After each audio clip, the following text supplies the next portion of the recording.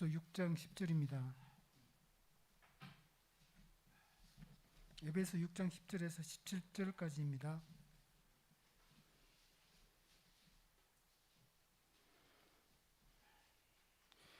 끝으로 너희가 주 안에서와 그 힘의 능력으로 강건하여지고 마귀의 관계를 능히 대적하기 위하여 하나님의 전신갑주를 입으라.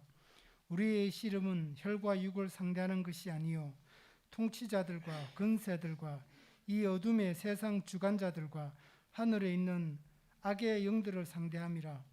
그러므로 하나님의 전신갑주를 취하라. 이는 악한 날에 너희가 능히 대적하고 모든 일을 행한 후에 서기 위함이라. 그런즉 서서 진리로 너희 허리띠를 띠고 의의 호신경을 붙이고 평안의 복음이 준비한 것으로 신을 신고 모든 것 위에 믿음의 방패를 가지고 이로써 능히 악한 자의 모든 불화살을 소멸하고 구원의 투구와 성령의 검 곧 하나님의 말씀을 가지라. 아멘.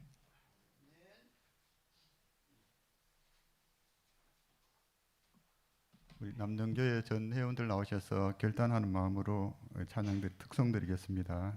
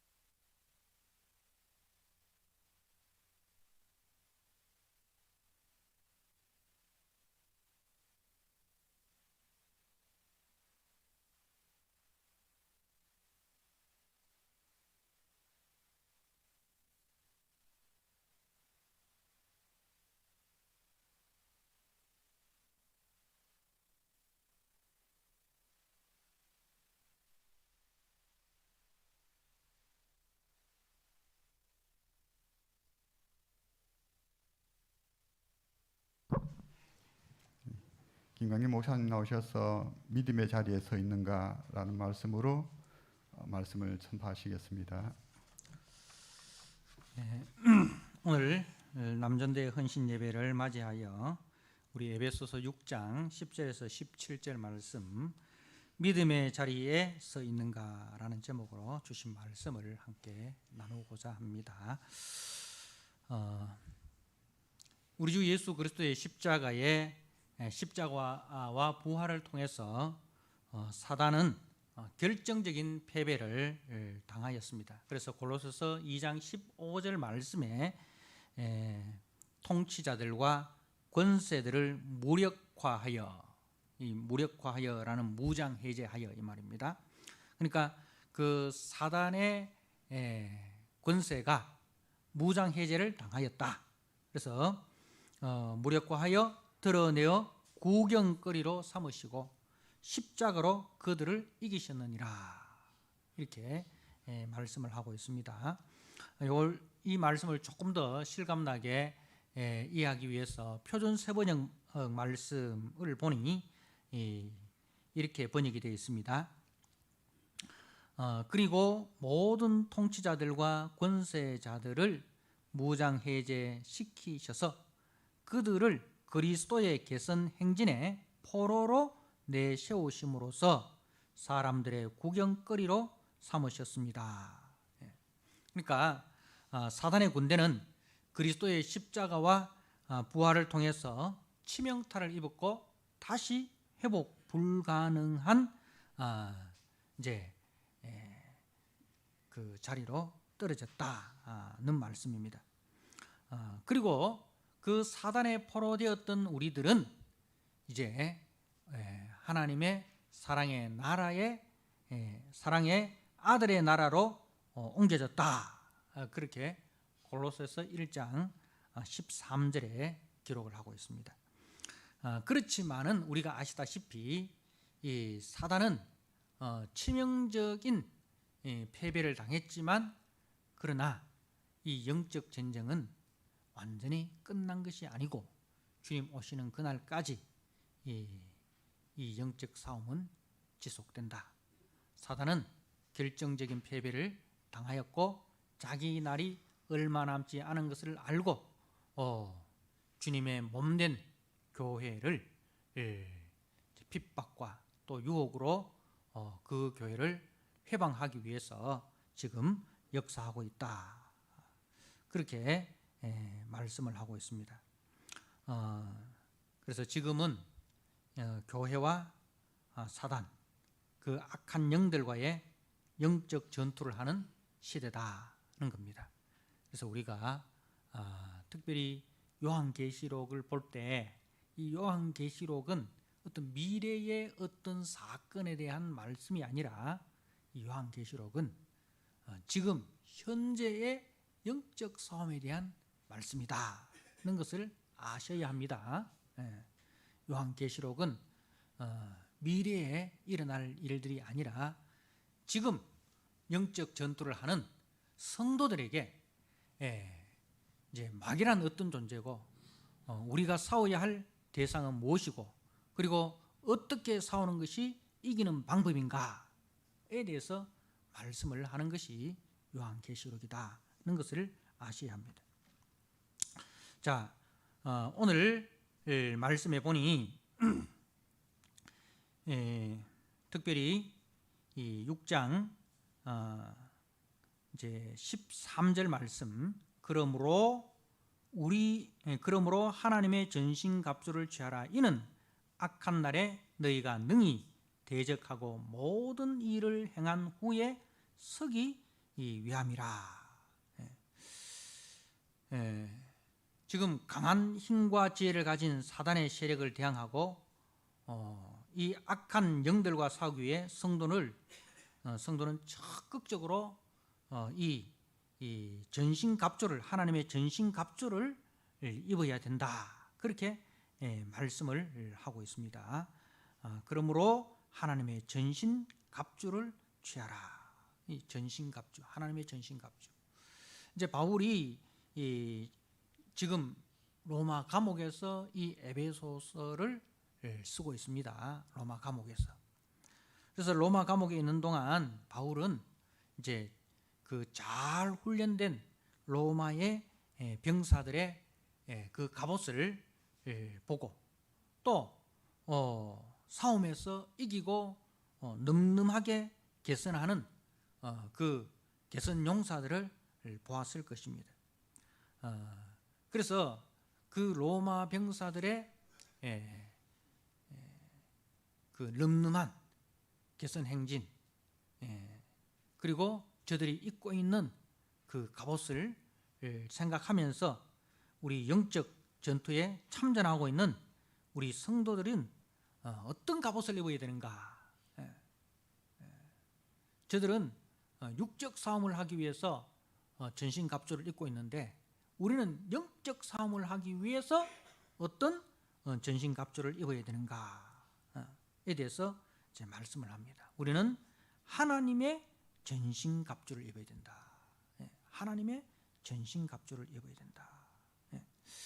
자, 그리고 이제 이는 악한 날에 너희가 능히 대적하고 모든 일을 행한 후에 서기 위함이라. 우리가 살아가는 시대를 이제 사도는 악한 날이라 그렇게 이야기합니다. 악한 날에. 이 악한 날이라는 말은 우리 성도가 살아가는 매일매일이 영적 싸움의 전장이다는 것을 말씀합니다. 매일매일 이 사단 마귀는 우리에게 영적인 공격을 가하고 있다. 그래서 주님 오실 그날까지 매일매일이 이 사단의 공격에 직면한 악한 날이고, 그래서 그 핍박 때로는 유혹에 우리가 직면해 있다. 그래서 이제 우리로 하여금 아직 안식이 주어져 있지 않다는 거죠. 우리는 안식을 소망하면서 지금 이 영적 전투의 현장에 서 있다는 거예요. 그래서 하나님의 전신갑주를 취하여 지금 영적 전장에서 믿음의 선한 싸움을 마친 사람만이 장차 하나님의 나라에서 영광의 옷, 의의 면류관을 쓸 수 있다. 그런 것을 이제 말씀을 합니다.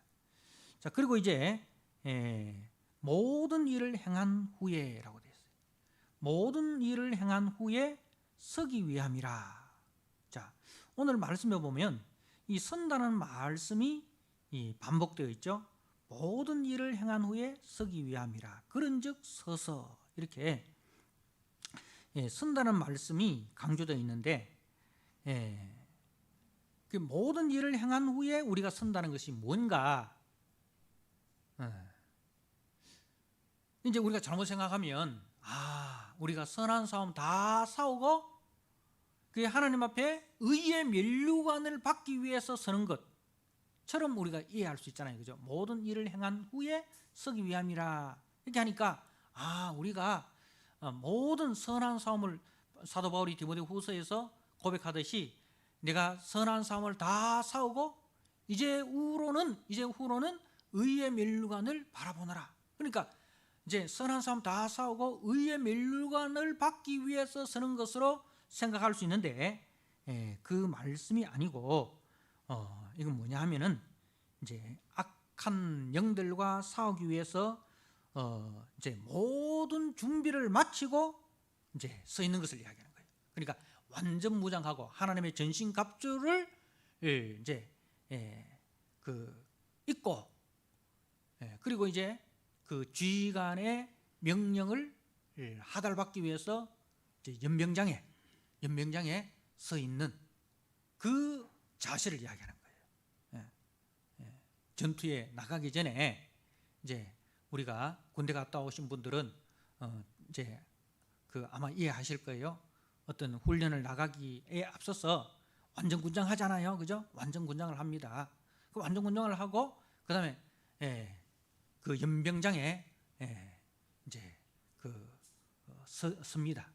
연병장에 서면 그러면 이제 뭐 대대장이나 연대장이나 뭐 사단장, 지휘관이 나와서 이렇게 훈시를 합니다.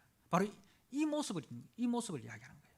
그 우리가 영적 전쟁에 나가기 위해서 하나님의 전신갑주를 취하고, 그리고 우리의 지휘관 대신 우리 주님의 명령을 하달받기 위해서 서 있는 것, 이게 이제 첫 번째 서는 거예요.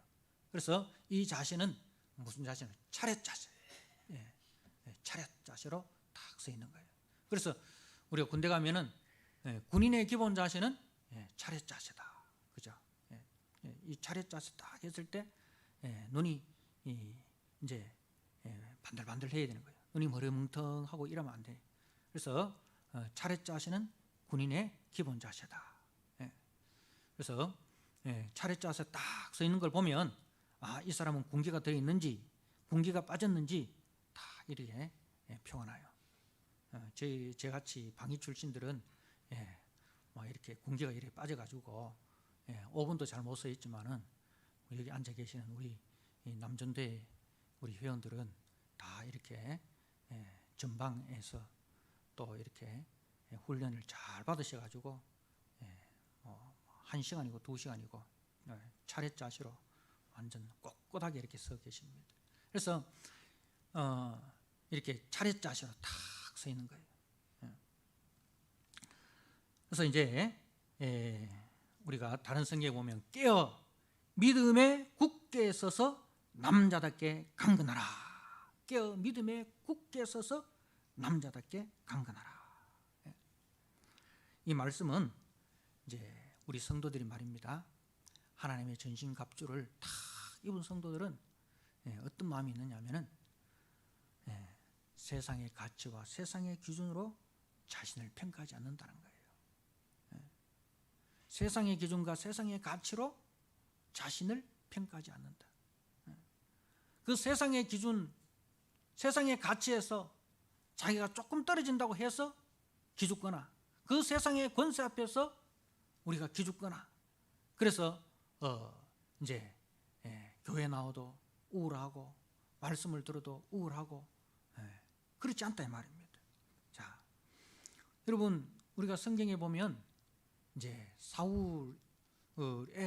사울과 사울의 병사들이 이 블레셋과 전투할 때에 그 블레셋 군대에 골리앗이 나와서 막 이렇게 싸움을 겁니다, 그죠? 근데 그 골리앗의 모습이 얼마나 거대하고 당당한지 그게 기가 팍 죽어 본 거예요. 누가 저 거인 골리앗을 이길 수 있겠는가? 그래서 골리앗 앞에 사울을 비롯한 그 사울의 병사들이 전부 다 굴이나 이렇게 그 산에 다 숨어 엎드려져 있는 거예요. 숨어 있는 거예요. 그때 소년 다윗이 아버지의 심부름으로 형들에게 먹을 것을 갖다 주기 위해서 전장에 나가봤는데 기가 찬 거예요. 기가 찬. 하나님의 군대가 하나님의 이름을 모독하는 그 골리앗 앞에서 기가 죽어가지고 다 숨어가 벌벌 떨고 나오지 않으니, 그래서 그 다윗이 나는 만군의 여호와의 이름으로 내게 나아가노라. 만군의 여호와의 이름을 믿고 골리앗 앞에 당당히 서는 그 다윗의 모습을 우리는 연상을 해야 됩니다. 그래서 오늘 이 말씀에 그 13절에 하나님의 전신갑주를 취하라. 이는 악한 날에 너희가 능히 대적하고 모든 일을 행한 후에 서기 위함이라. 이 자신은 그 골리앗 앞에서 기죽지 않고 만군의 여호와의 이름을 믿고 그 만군의 여호와의 이름으로 당당하게 골리앗 앞에 맞서는 그 다윗의 모습을 우리가 연상을 하면 된다는 거예요. 다시 말해서 나는 하나님의 군대다. 나는 하나님의 백성이다. 나는 하나님 나라의 전사다. 라는 그 당당함을 가져라는 거예요. 조그마한 시련의 바람이 불어도 그 바람 앞에 흔들리는 믿음이 되어서 어깨 쭉 늘어뜨리고 고개를 푹 숙인 그런 모습으로 살지 말아라 이 말입니다. 여러분, 이스라엘 군대가 이스라엘이 애굽에서 나올 때에 그 이스라엘 백성들을 성경은 뭐라고 이야기를 합니까? 여호와의 군대다. 여호와의 군대다. 그렇게 말씀을 합니다. 출애굽기 12장 41절에 430년이 끝나는 그날에 여호와의 군대가 다 애굽 땅에서 나왔은즉 이렇게 써요. 여러분, 나는 여호와의 군대다라는 이 당당함이 있어야 되는 거예요. 그런데 이스라엘 백성들이 그 당당함이 없었지 않습니까? 그 당당함이 없으니까 매사에 부정적이 되고 매사에 우울해지고 매사에 불평이 나오고 매사에 원망이 나오는 거예요. 그래서 앞으로 나아가지 못하고 계속해서 뒤만 쳐다보는 거예요. 애굽을 쳐다보는 거예요. 하나님은 너희는 하나님의 군대로 나왔어. 그래서 여호수아가 그 가나안 땅을 정복하러 나아갈 때에 누가 앞서 나가십니까? 여호와의 군대 장관이 앞서 나가시잖아요. 하나님께서 이스라엘 백성들을 애굽에서 부르셨을 때 저들은 더 이상 애굽의 종이 아닙니다. 저들은 애굽의 종에서 우리 주 예수 그리스도의 그 유월절 어린 양의 피값으로 구속함을 받은 하나님의 자녀고 하나님의 백성이고 하나님의 군대입니다.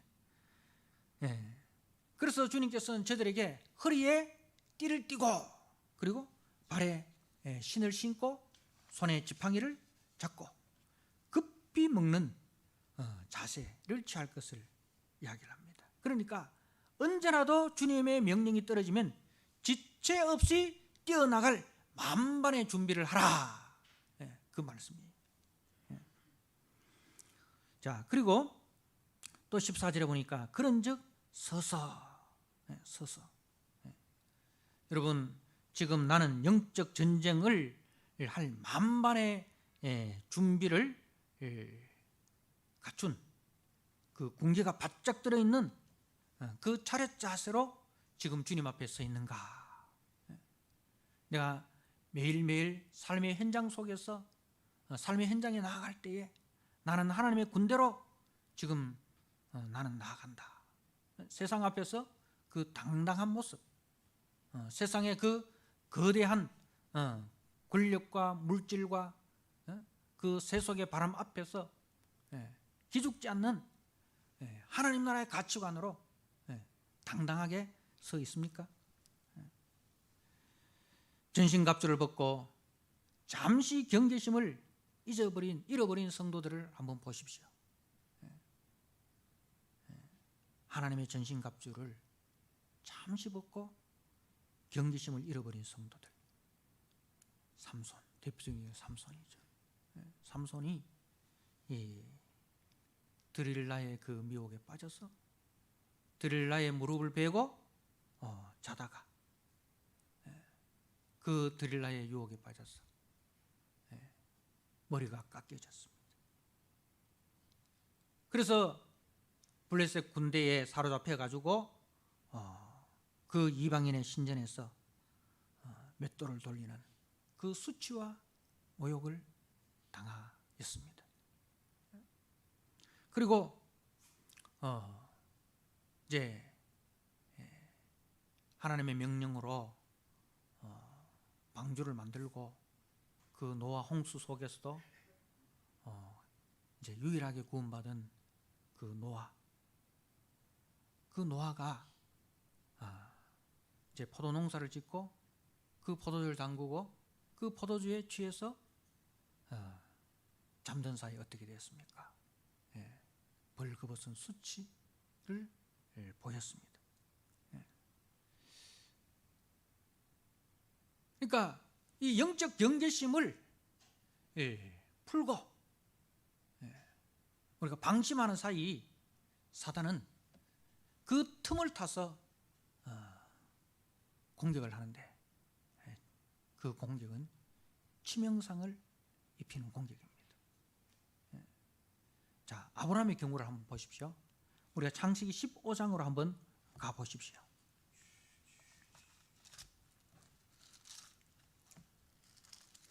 창세기 15장에 이제 하나님과 그 아브라함이 언약을 맺는 장면입니다. 하나님과 아브라함이 언약을 맺는 장면입니다. 자, 15장 1절에 이후에 여호와의 말씀이 환상 중에 아브라함에게 임하여 이르시되 아브라함아 두려워하지 말라. 나는 네 방패요 너의 지극히 큰 상급이니라. 예. 자, 이 사건은 이제 14장 사건 이후에 나오는 거예요. 이후에라는 14장 이후에. 14장이 뭐예요?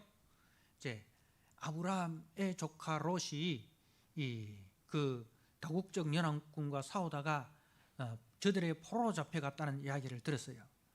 그래서 이제 이 아브라함이 겁도 없이 그야말로 진짜 그 겁도 없이 자기 집에서 있는 그 예비군 318명 데리고 그 다국적 연합군, 그야말로 그 전신갑주를 취해서 전쟁에 능한 그 다국적 연합군을 추격을 해가지고 조카 롯뿐만 아니라 그 소돔 고모라의 모든 그 포로들을 그리고 빼앗겼던 노획물을 다 찾아가지고 돌아왔어요.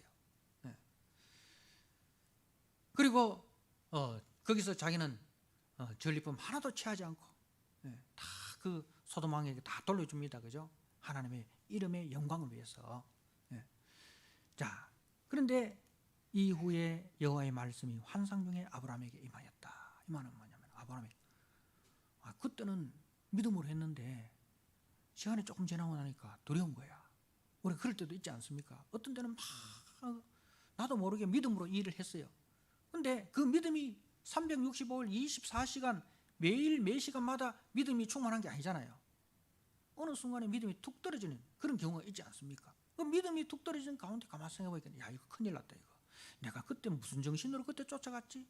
야, 다국적 군들이 그돌로아물 그 군대가 말이지 다시 그 찾을 포로들과 노획물 뺏겼는데 다시 찾으려고 오면 나 어떻게 하지? 걱정이 되는 거예요. 그래 이제 그 걱정 가운데 있을 때에 하나님께서 아브라함에게 오신 거예요. 그래서 아브라함에게 하는 말이 내가 네 방패고 내가 너의 지극히 큰 상을 해. 너는 두려워하지 마라. 그 말인 거예요. 아브라함이 두려움에 사로잡혀 있었던 거예요. 믿음이 떨어져가지고. 근데 하나님께서 그 두려움에 사로잡힌 그 아브라함에 내가 네 방패다. 내가 너의 지극히 큰 상급이다. 두려워하지 마라. 자, 그러니까 이제 아브라함이 2절에 주 여호와여 무엇을 내게 주시라 하니까 나는 자식이 없사오니 나의 상속자는 이 다메섹 사람 엘리 이 에셀이니이다. 무슨 말입니까? 하나님이 뭐 두려워하지 말고 방패고 지극히 큰 상급이다 했는데 하나님 내가 갈대아 우르 떠날 때 하나님이 나한테 약속하신 건 무엇입니까? 니한테 씨를 주시겠다 했지 않습니까? 근데 지금 씨가 어디 있습니까? 10년이나 지났는데 그 씨가 하늘의 별과 같이 바다의 모래와 같이 해준다 했는데 씨가 없는데 하나님 그 씨나 주세요. 약속하신 씨 자손을 주십시오. 나 하나님 약속하신 거 안 주시니 우리 집에 있는 종 신실한 종 다메섹 사람 엘리에셀을 내 상속자로 내 후계자로 세우랍니다. 그랬어요. 그래서 이제 하나님께서 이제 그 하시는 말씀이 주께서 내게 씨를 주시지 아니하신 내 집에서 길린 자가 내 상속가 될 것이니라. 여호와의 말씀이 그에게 임하셔 이르시되 그 사람이 네 상속자가 아니라 네 몸에서 날짜가 네 상속자가 되리라. 이렇게 하고 이제 아브라함을 밖으로 이제 이끌고 나가서 하늘에 우러러 무뼈를 셀 수 있나 보라. 또 그에게 이르시되 네 자손이 이와 같으리라. 그래서 아브라함이 여호와를 믿으니 여호와께서 이를 그의 의로 여기시고 그의 의로 믿음으로 의롭다함을 받은 최초의 장면이 나오는 거죠. 하나님의 약속의 말씀을 믿고 그래서 그 믿음으로 아브라함이 어렵다함을 받은 거예요. 그래서 이제 그 언약을 맺습니다. 언약 체결을 하는 거예요. 그 뒤에 이제 그 12절에 해 질 때에 아브라함에게 깊은 잠이 임하고 큰 흑암과 두려움이 그에게 임하였더니 이렇게 이제 그 아브라함과 하나님 사이에 언약을 맺었는데 거기에 이제 누가 지나가느냐? 하나님이 횃불 사이로 지나가요. 이 말은 뭐냐면은 하나님이 하나님의 그 존재를 걸고 이 언약을 지키시겠다는 거예요. 그러니까 원래는 상방이 이 쪼갠 짐승 사이로 지나갑니다. 무슨 뜻이냐면 누구든지 이 언약을 지키지 않을 시에는, 언약을 지키지 않는 사람은 이 쪼개진 짐승과 같이 죽음을 면치 못할 것이다. 그 뜻이거든요. 근데 그 쪼개진 짐승 사이, 하나님과 아브라함 사이 언약을 맺는데 그게 누구만 지나? 하나님이잖아요. 하나님께서 자신의 생명, 자신의 존재를 걸고 이 약속을 지키시겠다는 거예요. 근데 이제 그 약속을 믿고 이제 집에 들어왔어요. 16장에 아브라함의 아내 사레는 출산하지 못하였고 그에게 한 여종이 있으니 애굽 사람이요 이름은 하갈이라. 참 믿음이, 하나님 만나고 하나님과 언약 체결하고 왔으니 아브라함의 믿음이 얼마나 막 그야말로 극상승한 거예요. 당당히 집에 딱 들어왔는데 누가 딱 했냐면 사라가 하는 말이, 당신 지금 어디 갔다 오노? 나 하나님 만나고 하나님하고 언약 맺고 왔어. 하나님하고 언약 맺는, 하나님 약속하신 지 10년 지났는데 아직도 자식 안 주는데 지금 그 약속 믿을 수 있나? 지금 또 안 잊을 수 있긴 해. 나는 틀렸고 이제 당신은 그래도 아직 힘이 있으있긴 해. 내 옆에 있는 애굽 여종 하갈을 이제 시바지로 삼아라.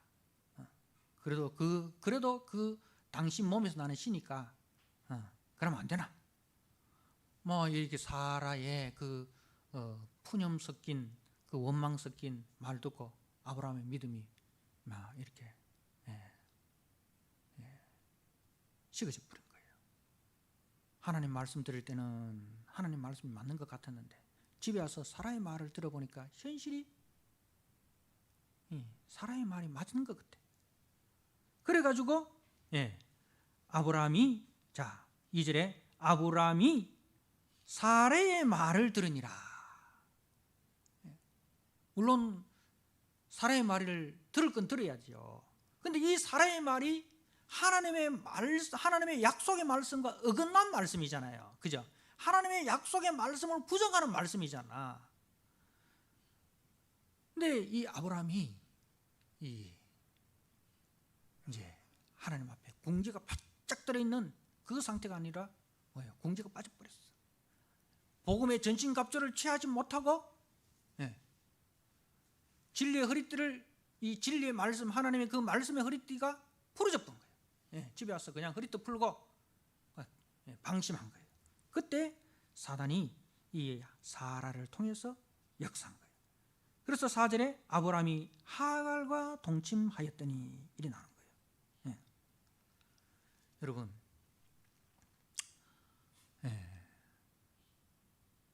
하나님의 전신갑주를 벗고 잠시 경계심을 늦출 때 하나님의 약속의 그 언약을 망각해버리고 사라의 푸념을 들음으로 그 믿음이 식어져 버렸습니다.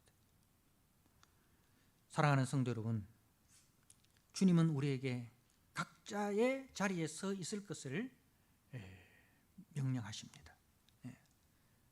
서서, 이 서서라는 것은 이제 준비 자세로 서 있는 거고, 그 다음에 서서라는 것은 자신의 자리를 딱 임명해 주는 거예요. 보초 서는 자리가 딱 있잖아요. 경계 근무를 할 때에 자기 자리가 딱 있지 않습니까? 니는 여기 서고, 니는 여기 서고, 니는 여기 서고, 각자의 자리를 다 주님께서 이제 주시는 거예요. 이는 집사의 직분으로 좋은 이웃교회 서 있어라. 너는 장로의 직분으로 좋은 이웃교회에 서 있어라. 너는 전도회 회장으로 서 있어라. 너는 총무로 서 있어라. 각자의 그 위치 그리고 각자에게 그 사명을 이렇게 주시는 거예요. 서서 이 말은 이제 보초의 자리가 있는 거예요. 자, 여러분 우리가 서 있는 자리가 어떤 자리인지를 한번 생각해 보시기 바랍니다. 내가 서 있는 자리가 어딘가? 그 자리에 서서 적들이 쳐들어오는 것을 경계하고 그리고 이제 방어를 해내어야 합니다. 여러분 내가 서 있는 자리가 어딘지 아십니까? 자, 우리 에베소서 말씀에 보면 이 각자가 서 있는 자리가 그 앞에 보면 5장 21절에 그리스도를 경외함으로 피차 복종하라 이렇게 하고 아내들아 남편들아 그리고 부모들아 자녀들아 그리고 종들아 상전들아 이렇게 딱 한 거예요. 그러니까 그 각자가 서 있는 자리를 딱 뒤돌아보세요. 딱 뒤돌아보면 그 뒤에 딱 뒤돌아서 한번 보십시오. 6장 9절 상전들아 상전의 자리가 있는 거예요. 상전의 자리에서는 어떻게 해야 됩니까? 너희도 그들에게 이와 같이 하고 위협을 그치라. 이는 그들과 너희의 상전이 하늘에 계시고 그에게는 사람을 외모로 취하는 일이 없는 줄을 너희가 알미라. 상전된 자리에서 받은 말씀이에요. 상전된 자리에서 내가 지켜야 할 말씀이에요. 자, 그 다음에 그 상전을 지나서 가면 누가 있습니까? 5절에 6장 5절에 종들아라고 되어 있어요. 종의 자리가 있습니다. 종들아 두려워하고 떨며 성실한 마음으로 육체의 상전에게 순종하기를 그리스도께 하듯 하라. 이렇게 그 종의 자리가 있는 거예요. 종의 자리에 이제 서 있는 자들에게 주시는 말씀입니다. 자, 그리고 종의 자리를 딱 지나가니까 누구의 자리가 있습니까? 6장 4절에 아비의 자리가 있습니다. 또 아비들아 너희 자녀에게 노엽게 하지 말고 오직 주의 교훈과 훈계로 양육하라. 아비의 자리에 서 있는 자들에게 주시는 말씀입니다. 자, 아비의 자리를 지나서 가니까 누가 있습니까? 6장 1절에 자녀들아 자녀의 자리가 있습니다. 자녀들아 주 안에서 너희 부모에게 순종하라. 이것이 옳으니라. 자녀의 자리에 서 있는 자들에게 주시는 말씀입니다. 자, 자녀의 자리를 지나갑니다. 자, 5장 25절에 누구의 자리가 있습니까? 남편의 자리가 있습니다. 남편들아 아내 사랑하기를 그리스도께서 교회를 사랑하시고 그 교회를 위하여 자신을 주신같이 하라. 이렇게 남편의 자리가 있습니다. 남편의 자리를 지나서 딱 가니까 누가 있습니까? 아내의 자리가 있습니다. 아내들이여 자기 남편에게 복종하기를 죽게 하듯 하라. 이렇게. 여러분 우리 각자가 서 있는 자리가 바로 여기입니다. 상전의 자리. 때로는 내가 상전의 자리에 있고 때로는 내가 종의 자리에 서 있고 그죠? 때로는 내가 부모의 자리에 서 있기도 하고 때로는 내가 자녀의 자리에 서 있기도 하잖아요. 그죠? 또 아내의 자리가 있고 남편의 자리가 있습니다. 그 자리에 서 있지 못하면 어떻게 돼? 아이고 나 하나쯤이야. 좀 경계를 좀 푼다고 해서 옆에 사람 잘하겠지. 이렇게 여러분 나 하나쯤이야 이렇게 하고 남편도 그 집에 남편도 경계심을 풀고 아내도 나 하나쯤이야 하고 경계심을 풀고 그 집에 자녀들도 나 하나쯤이야 하고 경계심을 풀면 그 집안이 어떻게 되겠습니까? 사단이 남편을 통해서 역사하고 아내를 통해서 역사하고 자녀를 통해서 역사하고 교회에서도 말입니다. 목사가 나 하나쯤이야 하고 목사의 자리를 지키지 않고 장로님들도 나 하나쯤이야 하고 장로님 자리 안 지키고 권사님들도 나 하나쯤이야 하고 권사님 자리를 안 지키고 예배의 자리, 기도의 자리, 순종의 자리, 전도의 자리, 성김의 자리 다 이따려 버리면 어떻게 되겠습니까? 사단이 막 목사를 통해서 역사하고 장로님을 통해서 역사하고 권사님을 통해서 역사하고 전도회를 통해서 역사하고 사단이 역사하게 되는 거예요. 근데 여러분 주변을 둘러보십시오. 둘러보니까 사람들이 다 경계심을 풀고 있어. 그때 어떻게 되겠습니까? 나 하나라도 이렇게 나 하나라도, 나 한 사람이라도, 나 한 사람이라도 기도의 자리를 지켜야지, 나 한 사람이라도 예배의 자리를 지켜야지, 이런 자세를 가지면 어떻게 되겠습니까? 그 한 사람 한 사람이 모여서 건강한 교회가 되는 거예요. 근데 나 하나쯤이야 하고 이제 떠나버리면 그런 사람이 다 모이면 어떻게 돼요? 교회 텅 비어버려요. 우리가 오후 예배를 마치고 이제 청소를 합니다. 청소할 때 누구 남았어요? 안 해요. 그냥 이렇게 갈 사람 가시고 남을 사람 남으시고. 그러면 이제 나 하나쯤이야 빠져도 청소 다 돼 있겠지. 늘 못 돼 있으니까. 그런데 그런 사람들이 다 이렇게 다 그 생각을 가지면 어떻게 되겠습니까? 교회가 늘 어지러워져 있는 거예요. 근데 다른 사람 다 가더라도 나 한 사람이라도, 다 가더라도 목사가 나 한 사람이라도 하고 목소 청소하면 되잖아요. 그래서 그래 나 한 사람이라도라는 이 정신을 가져야 되는 거예요. 우리 가정에서도 말이죠. 아버지가 아버지 자리를 안 지킨다고 해서 자녀들이 방탕하게 하지 말고, 아내가 아내의 자리를 안 지킨다고 해서 남편이 방탕하지 말고 나 한 사람이라도 하면서 그 가정에서 기도의 자리를 지키고 말씀의 자리를 지키고 하면은 집 나갔던 아내도 그 남편의 기도 때문에 돌아오는 거예요. 며느리는 전어 냄새 맡고 돌아오는데, 그죠? 아내는 남편의 기도 때문에 돌아오는 거예요. 기도의 자리를 지키면, 지금 자녀들이 막 말썽이 일으키고 막 해도 부모님이 그 기도의 자리를 지키고 예배의 자리를 지키고 하면 자녀들이 돌아오는 거예요. 탕자가 돌아오듯이 돌아오는 거예요. 근데 우리 집은 틀렸어. 아버지도 틀렸고 엄마도 틀렸고 내 하나 한다고 해서 편하나 하고 그 자리를 나 하나쯤이야 이런 생각을 가져버리면 다 무너지는 거예요. 교회도 마찬가지입니다. 교회를 섬기다 보면 시원찮은 구석이 참 많지 않습니까? 그럴 때 이놈의 교회 나 하나 한다고 표가 나나 하고 이제 자기도 그 자리를 지키지 않고 뛰쳐나가 버리면 그 교회는 소망이 없어지는 겁니다. 사단은 바로 거기서 역사를 하는 거예요. 교회는 어떤 교회입니까? 주님이 피로 값주고 세우신 교회예요. 제자들이 다 뛰쳐나가도 주님은 그 주님의 자리를 지키셨잖아요. 그 십자가를 죽기까지 순종하셔서 주님이 맡으신 그 자리를 지켜내셨어요. 그러니까 주님 한 사람으로 말미암아 모든 제자들이 다 돌아오게 되는 것이. 그래서 주님이 주님의 자리를 지키셔서 주님의 몸된 교회를 세우셨듯이 이제 그 교회를 오늘 저와 여러분들에게 주님이 맡기셨어요. 여러분의 가정을 주님이 저와 여러분들에게 맡기셨습니다.